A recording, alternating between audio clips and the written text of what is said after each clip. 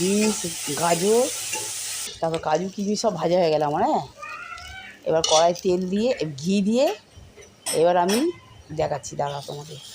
এই যে দিয়েছি গরম মশলা, আদা গ্রেট করে দিচ্ছি।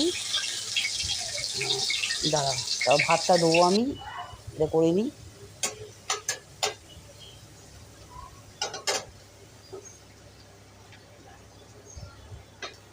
এই ভাতগুলো সব ঢেলে দিলাম। এবার ভাতটা আমি ভালোভাবে নেড়ে নেবো। ফ্রাইড রাইস করছি তো এটা ভালো করে নেড়ে নিচ্ছি। তারপর আমি নুন চিনি দেবো।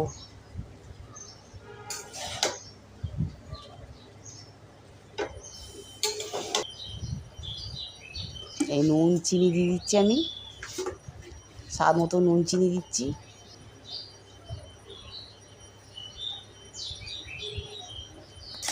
আমি নেড়ে নিচ্ছি এবার।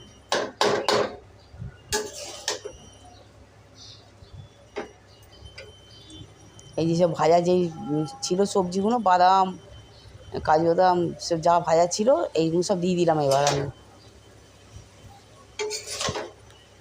এবার আমি ভালোভাবে নেড়ে নিচ্ছি। এই নেড়ে নেওয়ার পর মিঠা আতর দেবো এবার। মিঠা আতর দিয়ে দেবো এবার। মিঠা আতর দিয়ে আমি এবার একবার নেড়ে নেবো। ভালো করে সুন্দরভাবে নেড়ে নেবো। তারপর আবার গোলমরিচ গুঁড়ো আমি দিয়ে দিলাম লাস্টে। এবার আমি ভালোভাবে নাড়াচাড়া করে এবার আমি নামিয়ে নেব। যদি ভালো লাগে আর সাবস্ক্রাইব করে দিও। রান্নাটা তোমরা দেখো, ভালো লাগবে, খেয়ে দেখো। সাবস্ক্রাইব করে দিও একটা।